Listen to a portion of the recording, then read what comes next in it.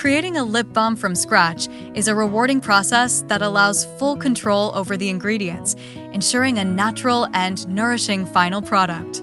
This guide walks through every step of crafting a 100-gram batch, which yields approximately 12 to 13 individual balms. Let's begin. Start by disinfecting a glass container with 96% alcohol before placing it on a scale and resetting to 0. Measure 35 grams of white wax, Terra Alba, ensuring accuracy. Next, adjust the scale and measure 24 grams of almond oil. After recording the measurement, reset the scale again to ensure precision for the next ingredient. Add 10 grams of cocoa butter, followed by 25 grams of retinol oil. Before proceeding, the scale needs to be reset once more. Then, measure 5 grams of jojoba oil and incorporate it into the mixture. Melt all ingredients over a water bath, gently stirring to ensure even consistency.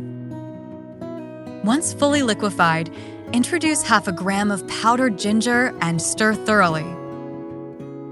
To improve stability, mix in 1 gram of liquid vitamin E.